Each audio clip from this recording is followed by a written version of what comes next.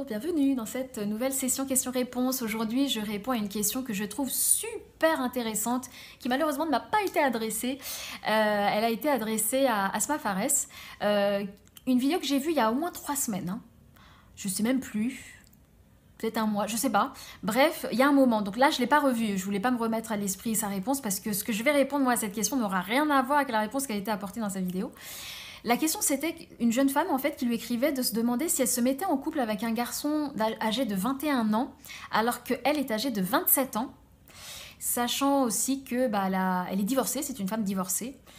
Et en tout cas, alors je sais pas si c'est dans la question, mais dans la vidéo, ça a été traité sous l'angle un peu du regard des autres, etc.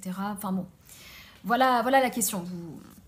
Elle est plus âgée que lui, il a 21 ans, elle 27 ans. Alors, ma réponse, qui n'a rien à voir et... ça n'engage que moi. Mais voilà ma réponse, c'est que pour moi, le problème, il n'est pas sur la différence d'âge. Il est pas là le problème. Le problème, il est qu'il a 21 ans.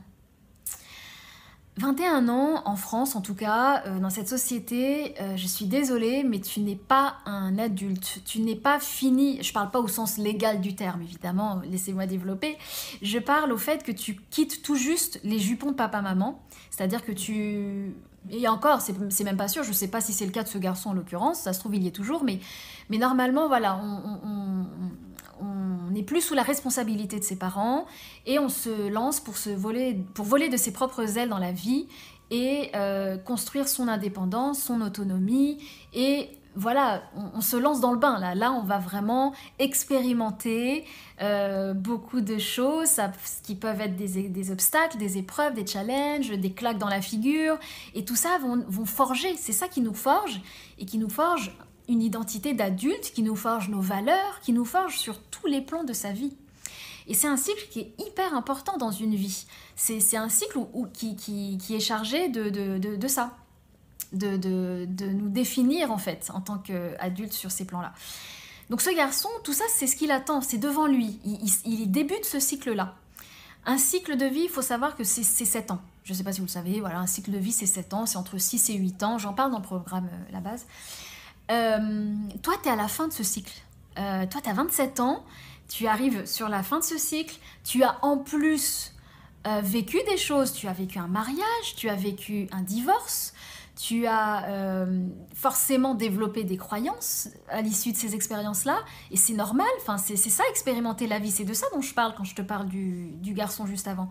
Donc toi, tu as passé tu as vachement avancé, hein, tu arrives même à la fin de ce cycle puisque tu as 27 ans. Donc, tu comprends bien que toi-même, à l'âge qu'il a ce garçon, tu étais une personne différente de ce que tu es aujourd'hui, du fait de ces expériences-là, entre-temps, qui se sont déroulées. Donc, pour moi, il faut que tu lui laisses vivre, en fait, ce cycle-là. Il faut que tu le laisses se définir, se construire. Il n'est pas fini, ce garçon. Quand je dis ça, ça n'a rien à voir avec sa maturité, dans le sens où je ne suis pas en train de le traiter de teubé ou de gamin. Pas du tout. C'est une croissance que tu n'obtiens que par l'expérience de la vie, que par les années. Ce sont des leçons de vie, quoi. Donc, ça n'a rien à voir avec les qualités intellectuelles de la personne. Évidemment que ça les inclut, mais pas seulement, ça inclut tous les domaines de sa vie. Tes aptitudes émotionnelles, relationnelles avec les gens, comment tu gères tes finances, tous les domaines de sa vie, tu vois. Donc lui, il est qu'au commencement de cet apprentissage-là. Toi, t'es vachement plus loin, t'as fini ce cycle-là. Donc pour moi, si tu t'engages dans une relation avec ce garçon, tu pars sur un gros déséquilibre. C'est déséquilibré entre vous. Il y aura c'est forcément source de frustration, d'en avoir marre au bout d'un moment, et ce moment va arriver rapidement. Vous n'êtes pas à niveau égal en fait. En plus, il faut qu'on parle d'un postulat de départ qui ne vient même pas de moi, qui est prouvé scientifiquement. Vous pouvez rechercher sur Google si vous ne me croyez pas. Ce postulat de départ dit que c'est la nature en fait, c'est comme ça, c'est que l'homme et la femme à âge égal, l'homme il y perd, l'homme est derrière. On n'est pas équivalent. Cet écart entre l'homme et la femme se rattrape à l'âge de 43 ans chez l'homme. Ça c'est la science qui le dit, hein. Je trouve que c'est hyper précis pour le coup, mais voilà, ils disent qu'en fait cet écart est rattrapé à 43 ans et qu'à partir de 43 ans, hommes et femmes, à partir de cet âge-là, sont équivalents en termes oui, de maturité psychologique, quoi, tu vois, en termes d'évolution personnelle. Donc, sachant cela, tu vois, moi personnellement, tu m'aurais dit 31 ans, qu'il avait 31 ans et lui, que lui avait 31 ans et toi 37 ans, pour moi ça aurait été plus ok déjà, vachement plus ok. Mais là 21 ans, je suis désolée, c'est un bambino encore. Ce cycle-là, il est devant lui, toi tu l'as fini. Donc pour moi, ça va pas être une relation épanouissante. Voilà. L'autre problème que je veux absolument identifier, te faire part que moi j'ai identifié, c'est que à mon avis, tu confonds amour, sentiment amoureux, avec amitié, reconnaissance, gratitude, parce que tu as divorcé. Ça veut dire que je pense que si tu t'es lié d'attachement avec ce garçon, à mon avis, il a été là pour toi, il a fait preuve d'une présence, d'un soutien, de réconfort, de penser un petit peu des blessures, ou juste de te changer les idées, quoi, de te faire aérer un peu et de t'apporter un nouveau souffle de gaieté dans ta vie. Tout ça, c'est beau, c'est du baume au cœur, mais c'est pas de l'amour. C'est pas de l'amour. C'est pas ça l'amour. L'amour véritable, l'amour lucide, l'amour durable, l'amour sur lequel une fondation, une relation va se fonder de manière saine et durable, c'est pas ça. Donc, à mon avis, il y a un souci ici. Moi, je te dis attention par rapport à ça. Pour moi, c'est pas forcément. Je flash. Ah, bah oui, j'aurais dû faire ça depuis le début. Désolée. Donc pour moi, il est là le souci. J'ai une anecdote qui me vient à l'esprit par rapport à un professeur que j'avais eu pendant mes études. Il disait qu'un homme, c'était bien pour lui de se prendre une femme qui avait qui a 6-7 ans de moins que lui. Voilà, lui il recommandait ça. Il disait, et vice-versa pour la femme, de se prendre un homme qui est 6-7 ans plus âgé. Donc on comprend pourquoi naturellement ça se fait comme ça aussi dans la vie, quoi.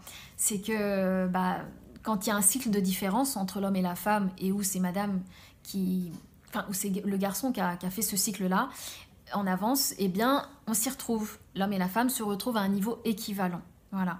Donc comme quoi hein, la nature est bien faite, hein, c'est exactement ce qui s'observe. À âge égal, c'est déjà mieux que, en tout cas, que garçons plus jeunes et femmes plus âgées.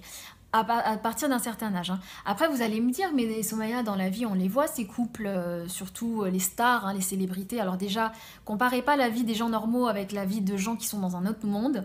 Mais effectivement, quand on voit ces couples comme Vincent Cassel, avec sa bambina, c'est des unions d'intérêt.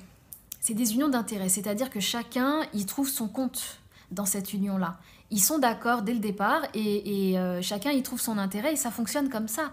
Mais ça va pas fonctionner, c'est pas parti pour durer 20 ans, ce genre d'histoire. C'est pas parti pour durer X années, ça c'est sûr. Pour n'importe quelle union, hein, vous allez me dire. Hein. Mais ça crie, hein. Mais en tous les cas, ce que je voulais dire, c'est que là ce sont des couples d'intérêt en fait, où chacun y trouve son compte. Je pense que c'est assez facile de comprendre de quel intérêt on parle pour l'un et pour l'autre. Mais le vrai amour, c'est quand les 4 plans en fait sont en concordance avec l'autre. Ça, c'est quelque chose que je développe dans la formation Nourrir sa foi en l'amour, où je vous explique vraiment comment pouvoir répondre à la question est-ce qu'il me correspond? Est-ce que c'est vraiment quelqu'un pour moi? Est-ce que je me mets en relation avec lui? La question qu'a posée cette femme, en l'occurrence. Donc, c'est pas une question à laquelle on répond en une phrase. Hein. Je veux dire, il n'y a pas qu'une case à cocher. Je veux dire, on parle de partager sa vie.